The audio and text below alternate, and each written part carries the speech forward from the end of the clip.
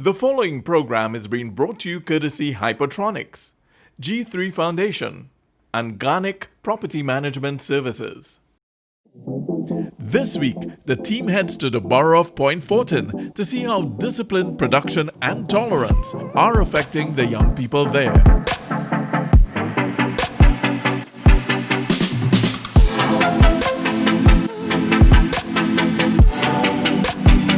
Welcome to Discipline, Production, Tolerance, the search for our independence. And today we're in Fanny Village, Point Fortin. And over the past week we have been addressing, discipline, production, tolerance, and how it has been benefiting youths in society. And Trent, so how do you think that it benefits youths today? And aside from that, what else do you think carries the youths forward? In terms of discipline, production, and tolerance, I think it applies to the youths of Trinidad and Tobago, where they would have the discipline to motivate their peers, and not only the youths but the elder heads of Trinidad and Tobago to grow with each other fully as a nation. Production, I think that youths without production, there's certainly not growth in Trinidad and Tobago. Yeah, the right drive with production and the proper mixture of consistency, I think you can have a proper balanced life maintaining school as well as extracurricular activities. And I guess in turn, that would also motivate other youths who looking at him or who friends with him to be the best that they can be. In terms of tolerance, I think respecting other people's race, nationality, color, that kind of thing, that is truly what makes us Trinidad and Tobago a multicultural society. And that is definitely one of the most important watchwords out of the three. In terms of moving forward, I think Trinidad and Tobago, the youths of Trinidad and Tobago should get motivation from the elder heads, because not only we look up to the elder heads, but youths are the future generation of tomorrow. They are the leaders of tomorrow. So whatever we see now, that's what we'll put forward in the future when we're big. And yeah. So cheers on that, Trent. You had some very interesting points and very true and great points. So cheers to that.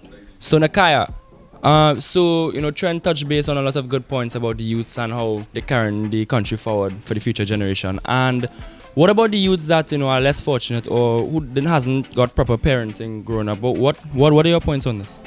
To add to his point, once we have the discipline to do what is right and do something that benefits the nation, and we have that drive to achieve goals and set forth achievements that we could reach, and once we have that support from our elder heads and parents and teachers, and even because support doesn't only come from home, there are a lot of people who don't have a good home or background, and so they look for support elsewhere.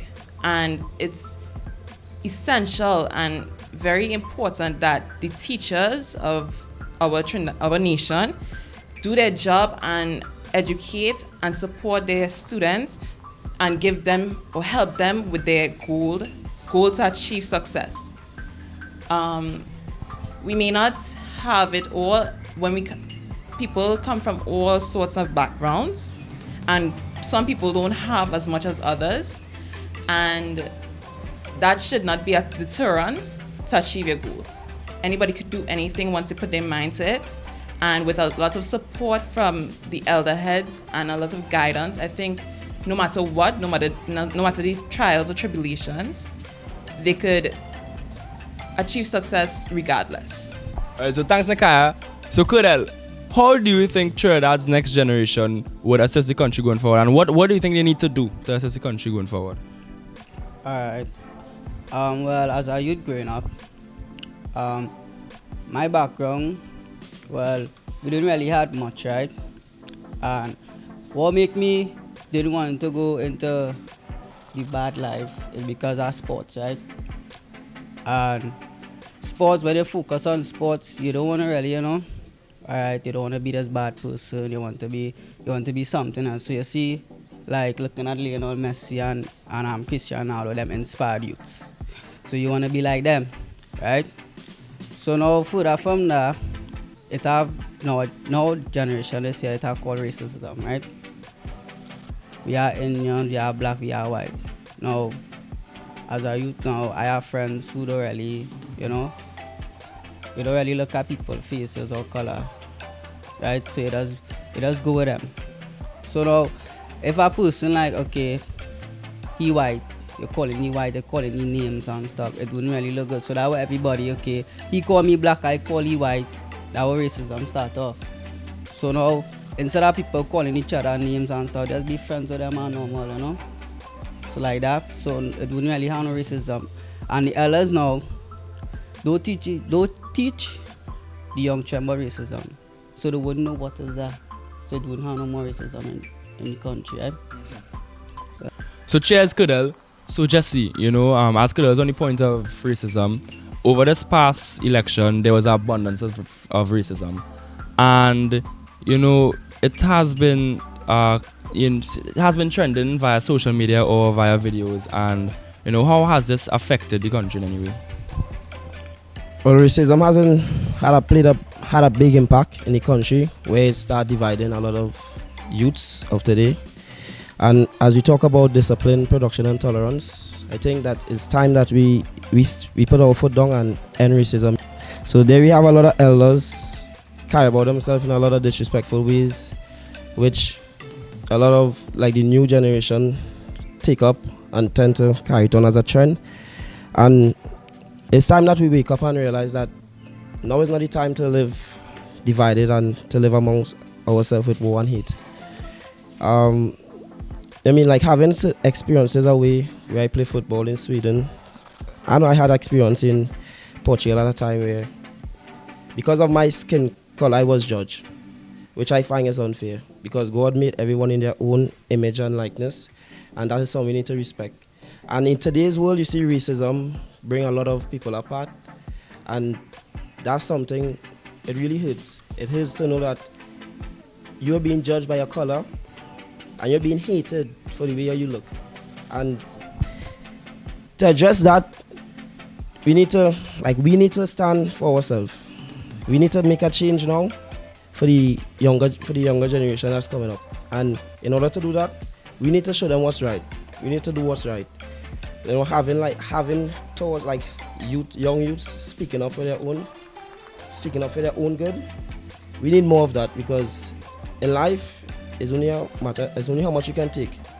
And knowing that it coming close to home where we have racism because people say nigger or you're Indian, it really don't make sense.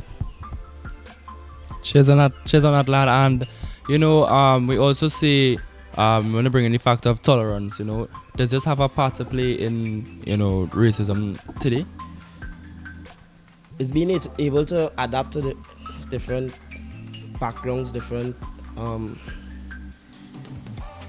religions. Just being able to adapt to people likeness and their will, because I may see someone point different to them, and it might not be good for me, but they see it in a different way. So it's just all about adapting to each other. That's it. So cheers, Jesse. So Maya, Jesse brought across some very interesting and very, realistic answers. And Maya, what do you think about this factor of racism? Well, like Jesse said, it's very disappointing and saddening to think that people are still stuck in this mindset. And I believe as youths, we need to reinforce the watchwords: tolerance, to be tolerant of others' opinions, religion, social custom, and eventually boot out racism altogether for generations to come. Yeah. Thank you. And, also discipline, because, to have discipline to see everybody as one and see everybody as God's creation. Yes, and yes. Do you think this is true? Yes, I do think it's true, and I believe discipline starts at home.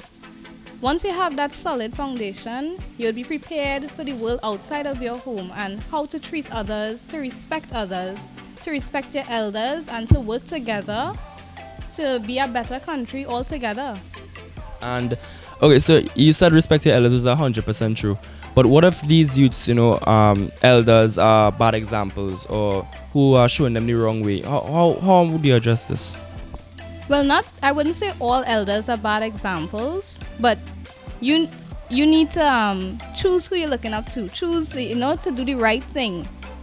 And it takes a village to raise a child. So teachers, everybody needs to try their best to be a good example, set a good example for the youth so that they wouldn't be following the wrong things. As a nation, we could all use our talents to sustain ourselves. Use what we have to be productive, to do productive things. Social level, use our platform, social media, spread positivity, be an inspiration for others. If you didn't grow up with it, be the person you wanted while you were growing up for the next generation to come. Yes. So thanks, Maya. So Tristan, they call us next gen for a reason, and we are going to carry forward and inherit the country one day. And how do you think about this? Well, I think that that is something that's true. Some of us may be future doctors, lawyers, politicians. So yes, I would say that this is our country in the next 10, 20 years, and we have to set the example and make sure it's the right example for our younger siblings, our children, grandchildren. So we must always keep ourselves in check and make sure our morals and our values are in line with what is right.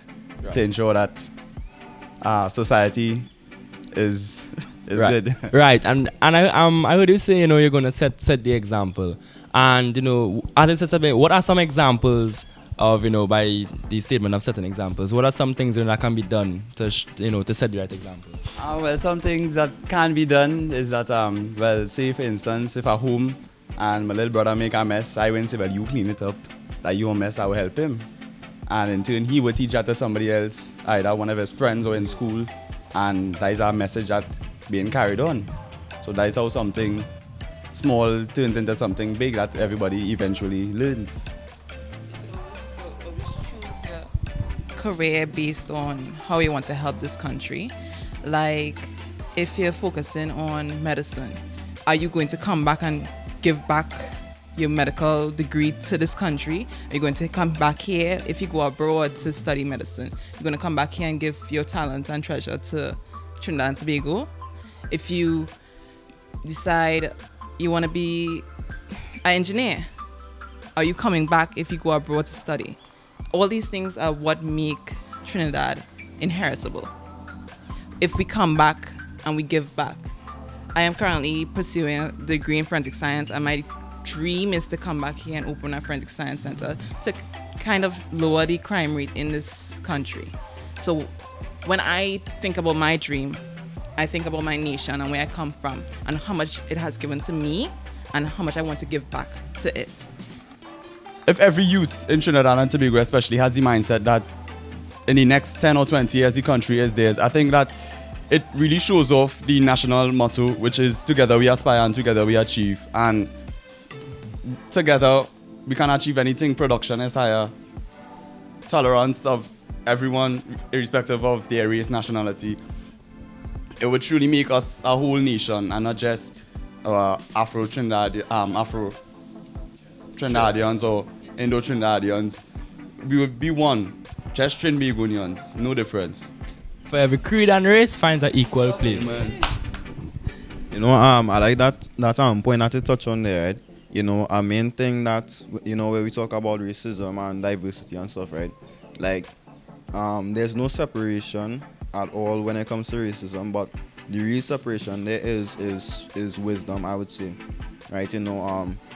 People who are wise or who would stay together, as in the motto, together we aspire, together we achieve. That shows a sense of wisdom that someone will have, right? And I think that moving forward with the next generation, also with us as well, we definitely need to take up that. And in these times of change, right, as they say, learners will inherit the earth, right?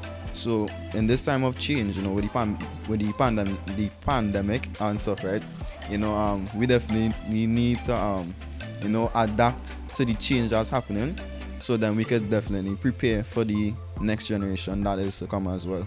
While abroad, there is a need to represent Trinidad and Tobago. There's a need to represent wherever you come from.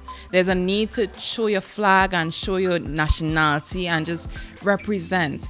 And it is so heartwarming to see other Trinidadians and other Caribbean people come together during Caravana and during Labor Day to show and represent where they come from. And our culture is just so widespread all across the globe, and a lot of people represent our nation, and it is done so with pride.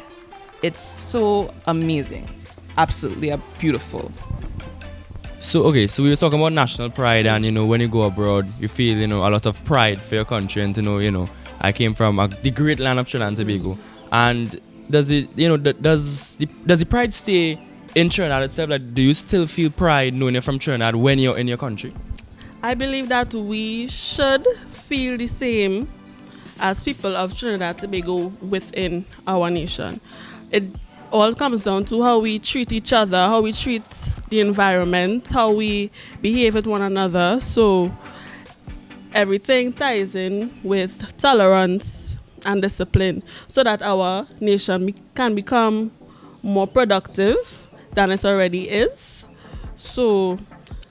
And it will all lend a hand in creating a better Trinidad and Tobago for the younger heads coming up in our future generation, not only for ourselves, but for our children and our children's children. So I believe that our national pride should remain within our daily activities and what we do and what we need to do. So yeah, guys, so this is my friend from school. His name is Duncan Sunken, aka J Van Duncan. And so Sunken, everything revolves back to Dr. Eric Williams and our leaders, who gave us these watchwords, discipline, production, tolerance. And do you think we honor them as much? Okay, honestly, I don't think we do enough to memorialize and show our appreciation for our leaders like Dr. Eric Williams and even the ones that we have now. I think we should do it in ways like making monuments and statues to honor them, like other countries do. And I think the onus is on the teachers and the other educators of our country to inform the youth of the importance of these political figures so that they would know that, they are the ones who shape the country and, that they are the ones responsible for us living in a relatively comfortable country that we live in today. So yeah, guys, that's today's episode of Discipline, Production, Tolerance, the Search for Our Independence. Join us right here on MGTT for more.